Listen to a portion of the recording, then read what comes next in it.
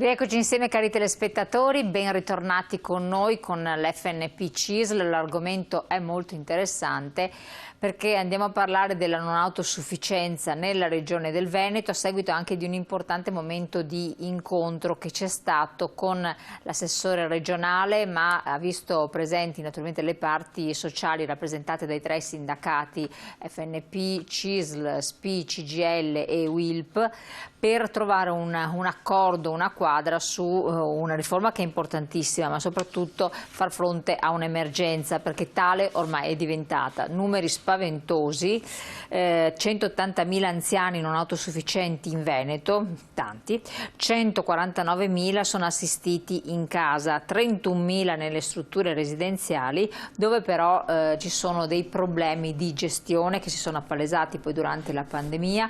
Per le famiglie ci sono problemi comunque organizzativi molto importanti, per chi sta nelle case di riposo ci sono anche problemi di carattere economico che in parte gravano o sul singolo pensionato oppure sulla famiglia stessa, a fronte di servizi che comunque non sono sufficienti al cambiare delle esigenze della persona anziana. L'anziano di oggi non è quello di ieri e non sarà quello di domani. Quindi esigenza di non aspettare i fondi del PNRR, ma intervenire subito con tanti step che devono portare a delle modifiche legislative, degli interventi legislativi importanti, ma poi attuativi sul territorio di determinati aspetti. Per parlare di questo abbiamo il piacere di avere con noi in studio Sergio Furlanetto dell'FNP del Veneto, grazie di essere qui con noi. E soprattutto la cosa importante è che con il delegato alle politiche sociosanitarie dell'FNP del Veneto, che adesso assume questo ruolo qui, abbiamo anche tutto un supporto di slide molto esemplificative, molto chiare, che ci aiuteranno a fare questo percorso velocissimo, perché se ne sarà velocissimo nel senso che dedicheremo il tempo della mezz'ora, però richiederebbe veramente tanto tempo per capirlo. Io vorrei anche dedicarci una prima serata per approfondirlo con le parti coinvolte. Allora, finanziamenti insufficienti, però un documento siete arrivati a stilarlo, giusto? Cosa è successo in questo convegno? Questo convegno aveva l'obiettivo di lanciare un tentativo di riunificazione di tutti i tipi di interventi che ci sono nel settore. Come dicevi in apertura, l'abbiamo fatto questo convegno e preparato il documento unitariamente, FNP, CISL, SPI, CGIL e UILP-UIL. Abbiamo invitato a partecipare per dire la loro e per sentire le nostre opinioni la dottoressa Lanzarin, assessore regionale alla sanità, il responsabile dell'associazione UNEBA, che è una delle associazioni delle case di riposo, e Livia Turco, l'onorevole Livia Turco, che è presidente della Commissione nazionale che ha preparato la bozza di legge per la non autosufficienza. Commissione Interventi Sociali e Politiche per la non autosufficienza, esatto, che è stata istituita al Ministero, questo è molto importante. Quindi sono stati analizzati dei dati significativi. Sì, siamo partiti col dire che la cosa fondamentale, la cosa prima da fare è una legge nazionale per la non autosufficienza. Una legge nazionale che siamo riusciti anche a far introdurre nelle spese del PNRR. Intanto chiedo alla regia di vedere la prima slide, che è la slide del convegno. Nel piano della non autosufficienza, che dovrebbe vedere la luce entro la primavera del 2023. La commissione di Livia Turco ha già consegnato a Palazzo Chigi la proposta, ora deve essere il governo e il Parlamento poi a tramutare questa bozza in legge ed approvarla entro la primavera del 23. Speriamo bene, perché sappiamo che per la primavera del 23 si va a elezioni, cambierà il Parlamento, probabilmente cambierà il governo e se non viene fatta questa legge c'è anche magari il rischio di perdere dall'Europa i soldi del PNR per questo progetto. Questi argomenti sono ricompresi nelle missioni 5 e 6 del PNR, dove si parla da una parte appunto della questione della non autosufficienza, di come intervenire, e la missione 6 dove si parla delle strutture per aiutare gli interventi potenziando la medicina a livello territoriale, a partire dagli ospedali di comunità, passando per le strutture intermedie e arrivando fino al domicilio. Allora, qua abbiamo uno dei primi aspetti, prima di aspettare, voi avete detto appunto c'è urgenza, non aspettiamo il PNRR per fare queste modifiche, quindi si interverrà quando ci saranno questi finanziamenti, però intanto è importante procedere per alcuni aspetti, e là siete arrivati all'accordo. Si diceva integrazione sociosanitaria, ovvero che cosa? Vediamo anche la slide di supporto. Sì, allora, intanto possiamo dire che già dalla prossima settimana le nostre confederazioni CIS, CGIL e UIL avranno un incontro con l'assessore Lanzarin proprio per parlare di questi temi all'interno delle missioni 5 e 6 del PNRR. Noi riteniamo che tante cose con anche quei pochi fondi che ci sono possono essere fatte, anche perché alcune cose sono a costo zero, che sono di tipo organizzativo o riorganizzativo. Per esempio, quando parliamo di integrazione sociosanitaria, noi pensiamo al fatto che gli interventi che oggi ci sono nei confronti delle persone non autosufficienti sono molto frammentate in termini di responsabilità, di spese, di disponibilità di risorse e negli interventi e nei servizi offerti. Perché che intervengono abbiamo lo Stato, abbiamo le regioni, abbiamo le ULS, abbiamo le strutture intermedie, abbiamo i servizi comunali, i servizi dei distretti, i medici di base, commissioni eccetera, che sono tra loro spesso scoordinati e sono anche di difficile accesso da parte della cittadinanza. Allora noi proponiamo che con questa legge si vada anche in attesa della legge nazionale, che la regione possa incominciare a muoversi, per esempio ragionando su una delega della gestione di questi servizi ai distretti sociosanitari. Noi sappiamo che un distretto sociosanitario all'interno delle ULS generalmente ha nella sua area di competenza circa 100.000 cittadini, e noi riteniamo che i distretti sociosanitari siano il punto clou per la gestione di tutta la partita della sanità territoriale e domiciliare, e quindi deve essere data a queste strutture la delega per operare. L'altra questione è l'accesso a questi servizi. Poi, però, esatto, poi c'è il problema dell'accesso a questi servizi, che necessita sostanzialmente di una ricomposizione di come sono divisi adesso tra enti, sedi, percorsi diversi per arrivarci. Oggi un cittadino, una famiglia che ha bisogno di avere un'assistenza domiciliare per un proprio familiare non autosufficiente, o la necessità di portare un familiare in casa di riposo in una RSA, si trova in un ginepraio di competenze e di percorsi che si va dall'INPS alle commissioni, agli assistenti sociali comunali, ai medici una laurea, di base. Sostanzialmente per riuscire a far fronte esatto, sostanzialmente non ci si arriva più. Noi abbiamo l'esperienza di famiglie, di persone che ci telefonano, ci incontrano per strada e ci chiedono cosa devo fare. E quindi questo posso dire è anche vergognoso veramente, sì. Cioè, perché vabbè, una cosa anche perché se la persona è sola, oppure come capita in certi casi c'è la coppia molto anziana che deve arrangiarsi, cioè veramente è una cosa sì, quindi deve essere semplificato tutto questo percorso, come deve essere semplificato il lavoro della commissione che fa la valutazione multidimensionale dell'anziano, sia per l'assistenza familiare che per l'eventuale ricovero, e inoltre bisogna che siano semplificate le cosiddette schede SVAM, che la chiamano già semplificata quella per il domicilio, ma non è poi tanto semplificata rispetto a quella che viene compilata dai medici per l'eventuale ricovero nelle strutture. Basti pensare che questa scheda SVAMA per avere questi servizi è fatta di 28 pagine, con una gran parte di dati che non si capiscono a cosa servono e che non sono utili per stabilire quello che è un progetto unitario per le esigenze della persona. Esigenza della persona, quindi qual è il bisogno di assistenza nel caso domiciliare? Vediamo appunto di capire. Noi sì, nel caso domiciliare intanto diamo due numeri, nel senso che in Veneto le persone non autosufficienti sono circa 180.000. Di queste 149.000, 150.000 sono assistite a domicilio dai propri familiari e 31.000 sono nelle strutture.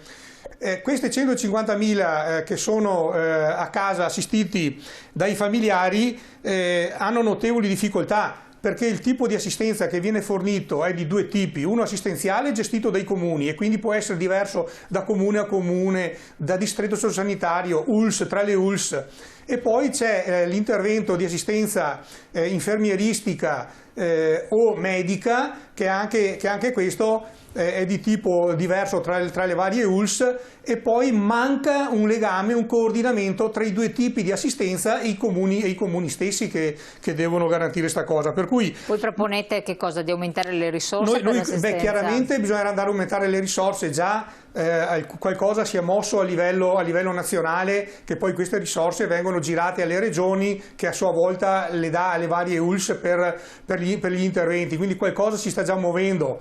Però chiaramente non sono ancora sufficienti. Noi contiamo molto che la legge nazionale abbia un pacchetto di risorse effettivamente necessarie, perché siamo in una situazione di continuo aumento di questi casi. Oggi ho parlato di 180.000 nel Veneto, 3 milioni in Italia, ma sarà sempre più progressiva. Quindi, oltre a superare la frammentazione delle competenze, bisogna integrare le offerte dei servizi, andare a aumentare, perché ci sia maggiore assistenza, anche la telemedicina, in maniera tale che questi anziani a casa con i loro familiari possono essere seguiti dagli ospedali, dalle strutture pubbliche sul territorio attraverso la telemedicina, e che in casa magari abbiano nuove strumentazioni, la cosiddetta tecnologia domotica, che li aiuta ad avere una migliore qualità della vita. Quindi quando lei ha parlato di famiglia, c'è l'aspetto appunto di chi della famiglia si occupa di questa persona, i famosi caregiver. Sì, questa parola caregiver, che significa l'assistente domiciliare, non c'è una legge specifica per queste persone. Con la legge finanziaria del 2018 lo Stato ha delineato la figura del caregiver, che sostanzialmente è il familiare che assiste persone non autosufficienti entro il secondo grado, che arriva al terzo qualora non ci siano parenti di primo grado. A livello regionale non c'è una legge. Abbiamo delle regioni che, in attesa di un'eventuale legge nazionale, hanno proceduto in questo senso. La Regione Veneto invece finora ha proceduto con delibere per gestire quei fondi che lo Stato trasmette alla Regione a favore degli anziani che devono essere assistiti dai loro familiari. I caregiver in Italia sono più di 7 milioni. Di persone, ma dovrebbero essere anche magari formati, dovrebbe essere riconosciuta anche queste persone con tra l'altro un'età media abbastanza elevata, intorno ai 60 anni e più. Queste persone hanno bisogno, e qui è la nostra proposta, di poter avere un riconoscimento nell'accesso ai servizi sanitari, avere un'informazione, avere una formazione, essere messi in condizioni, soprattutto per quelli più giovani che ancora lavorano, di poter seguire il loro lavoro. Poi avranno anche un'altra famiglia oltre alla persona non autosufficiente da seguire, e quindi bisogna prevedere un sostegno a queste persone dal punto di vista anche economico, ma poi, siccome sappiamo bene che tipo di lavoro è, per seguire determinati, soprattutto, casi di non autosufficienza, per queste persone c'è anche un bisogno dal punto di vista di sostegno psicologico e sanitario molte volte. Assolutamente.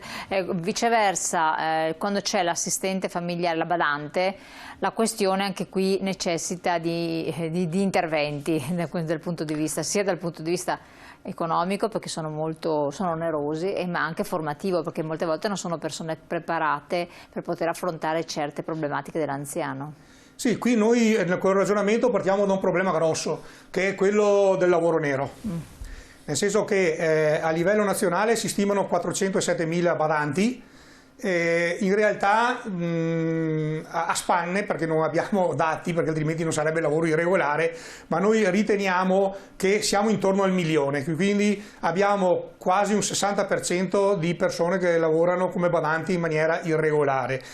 di questo milione di persone il 92% sono donne e 3/4 di queste sono donne straniere. E quindi noi diciamo che qui bisogna intervenire.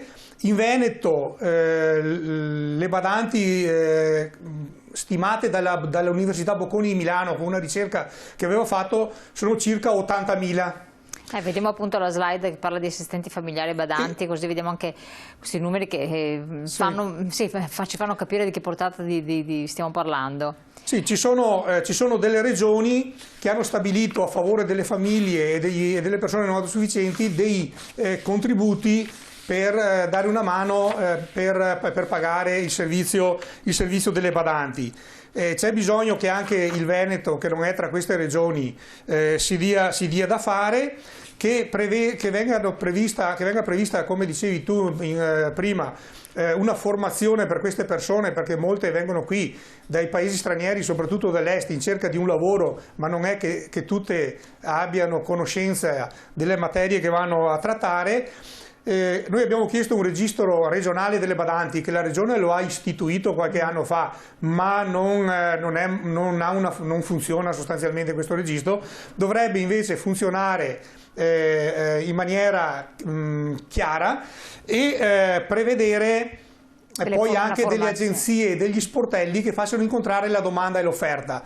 Il perché del registro? Perché questo potrebbe aiutare la regolarizzazione. Infatti noi parlando anche dei contributi che dovrebbero essere messi a disposizione di queste famiglie che hanno le badanti, che siano contributi che favoriscano la riemersione del lavoro nero, perché vengono regolarizzati. Quindi c'è da una parte l'interesse della famiglia di avere una persona formata e che vengono aiutati a pagarla. Dall'altra va bene anche per le badanti che lavorano in regola, sono a posto, e guarda caso, se si riesce ad andare avanti su quello che noi diciamo della sanità territoriale, potrebbe essere che queste persone, imparato un mestiere, svolto il mestiere praticamente, potrebbero, se poi non hanno più un anziano da seguire, magari essere utili per entrare a lavorare come OS nelle strutture assistenziali. Chiaro, infatti, ecco, c'è anche l'assistenza domiciliare, la cosiddetta SAD, che fa sempre parte di questo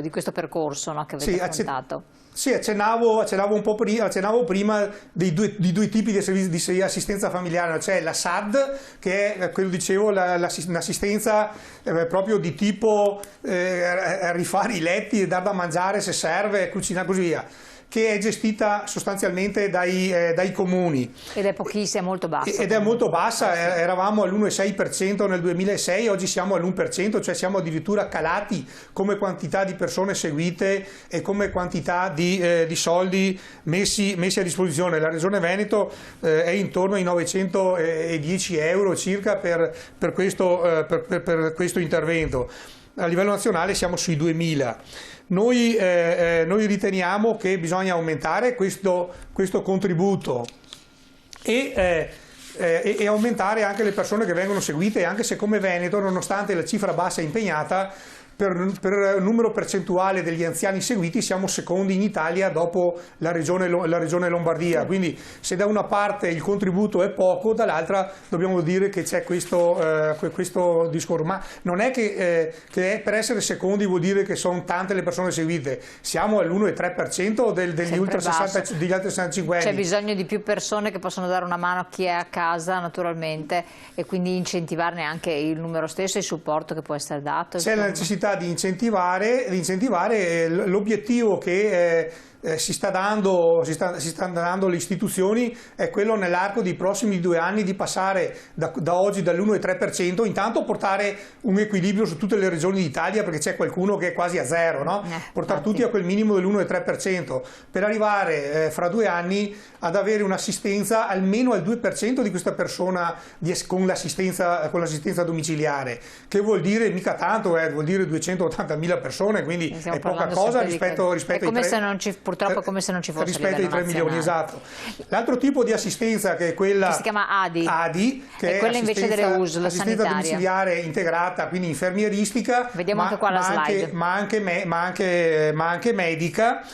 Questa qui noi partiamo dal ragionamento che in Italia oggi le persone che hanno almeno una cronicità sono circa 8 milioni. Quasi 8 milioni, ma ci arriviamo progressivamente in pochi anni a quello poco che ancora manca per arrivare agli 8 milioni. Di questi 3 milioni, dicevo prima, sono già non autosufficienti. L'assistenza è poca, mediamente sono 20 ore all'anno di assistenza, quando in altri paesi stranieri le 20 ore sono in un solo mese. Yes, quindi qui ci vuole più personale, medici, infermieri. Purtroppo qui paghiamo tutti gli errori fatti negli anni passati nella programmazione della sanità dal punto di vista delle lauree di medici, di infermieri, di diplomi degli OS. E quindi adesso se ne sconta, se ne e paga quindi lo oggi scotto. ne stiamo pagando le conseguenze. La proposta vostra cos'è? Quindi mappare i servizi e aumentare la disponibilità di spesa? Noi oggi diciamo che bisogna garantire maggiore assistenza con una presenza che sia garantita 7 giorni su 7, che ci sia appunto un maggiore impiego della telemedicina e rafforzare il numero delle visite domiciliari e la durata di queste visite, in modo che possano essere utili in qualche modo. Per seguire le persone, esatto. Alternativa a tutto questo ci potrebbe essere il famoso co-housing di cui voi avete parlato anche più volte, e diverse modalità anche di vivere, no? Sì, ecco, prima di arrivare un attimo al co-housing, per chiudere la partita dell'assistenza domiciliare, volevo dire che esistono diversi tipi di assistenza domiciliare, perché la persona che ha bisogno deve chiedere l'impegnativa di cura domiciliare, passando per la trafila che dicevo prima, che vogliamo che venga un po' unificata e semplificata. Abbiamo impegnative per chi ha basso bisogno, medio, psichiche, alto bisogno, psicofisica, motoria, la SLA, una delle ultime, quindi sono diversi tipi di impegnativa previste, e qui bisogna sicuramente che ci sia un aumento della spesa, perché diversamente non riusciamo a far fronte. Tu hai detto il discorso co-housing, qui entriamo nel ragionamento di quelle che sono le assistenze residenziali praticamente. Il co-housing è quello che sarebbe il più avanzato, il sistema che noi vediamo per il domani, ma che in alcune realtà è già esistente oggi.